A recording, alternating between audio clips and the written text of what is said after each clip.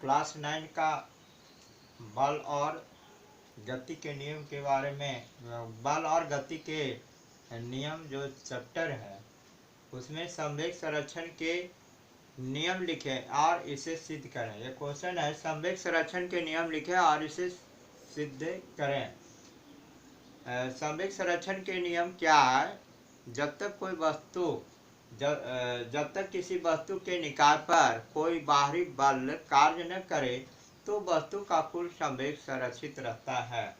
इसका मतलब यह है कि जब कोई वस्तु किसी दूसरे वस्तु पर टकराती है तो टक्कर के पहले और टक्कर के बाद कुल संवेग संरक्षित रहता है, अर्थात बराबर रहता है। इसे संवेग संरक्षण के नियम कहते हैं। जब तक किसी वस्तु के निकाय पर, निकाय माने क्या, सिस्टम पर कोई बाहरी बल कार्य न करे तो वस्तु का कुल संवेग संरक्षित रहता है। इसे संवेग संरक्षण के नियम कहते हैं। अर्थात जब किसी वस्तु दूसरे वस्तु पर टकराती है तो टक्कर के पहले और टक्कर के बाद कुल संवेग संरक्षित रहता है। इसे संवेग संरक्षण का नियम भी कहते हैं। अब संवेग संरक्षण के नियम के सत्यापन के लिए दो धातु का बना हुआ गेंद लेते हैं। दो धातु का बना हुआ गेंद लेते हैं। एक गेंद ए है और दूसरा गेंद बी है। गेंद ए का द्रव्यमान m1 और गेंद बी का द्रव्यमान m2 है। गेंद u1 वेग से गतिशील है और गेंद बी u2 वेग से गतिशील है। दोनों का प्रारंभिक वेग u1 है और u2 है। गेंद ए का प्रारंभिक वेग जो है गेंद बी से अधिक है।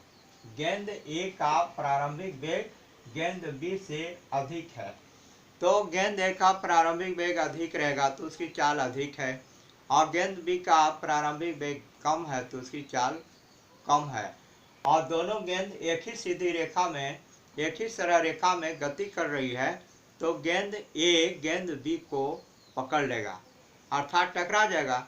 टकराने के बाद टकरा जाएगा, दोनों गेंद क्या होगा, ए और बी टकरा जाएंगे।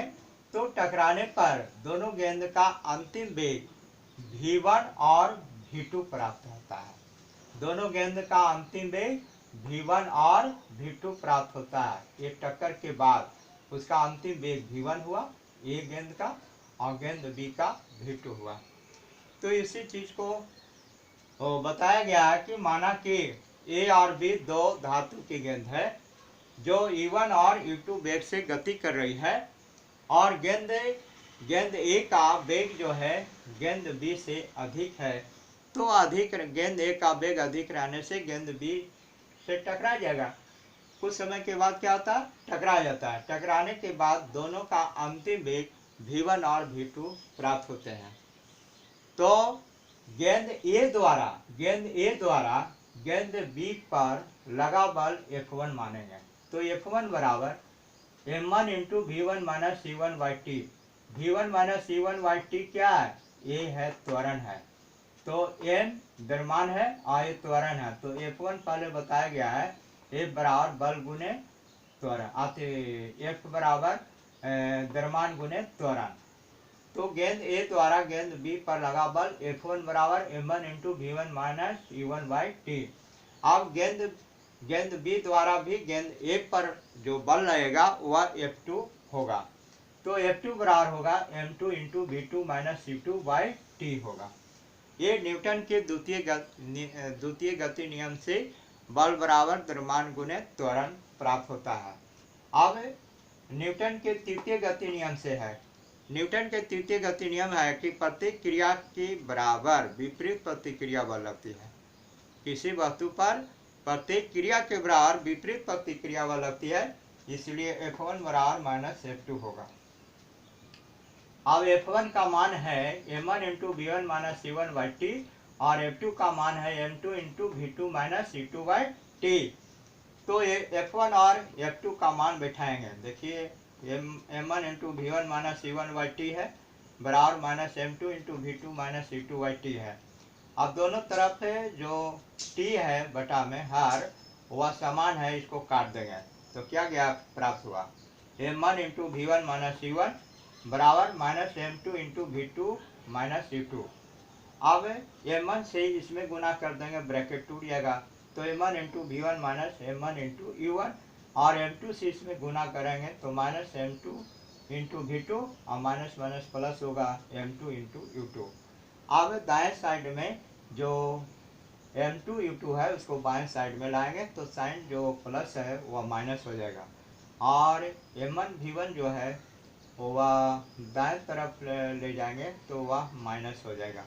अब इसे माइनस कॉमन लिए तो m1 u1 plus m2 u2 plus हो गया, और इधर भी माइनस कॉमन लिए तो m1 v1 plus m2 u2 plus हो गया, तो माइनस माइनस प्लस हो गया, m1 u1 plus m2 u2 बराबर m1 v1 plus m2 v2 ये प्राप्त हुआ।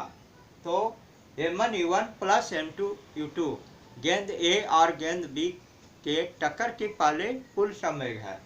m1 u1 plus m2 u2 ये टक्कर के पहले कुल संवेग है, और m1 v1 plus m2 u2 ये टक्कर के बाद कुल संवेग दोनों बराबर है, अर्थात टक्कर के पहले और टक्कर के बाद कुल संवेग संरक्षित रहता है, संरक्षित रहता है अर्थात बराबर रहता है।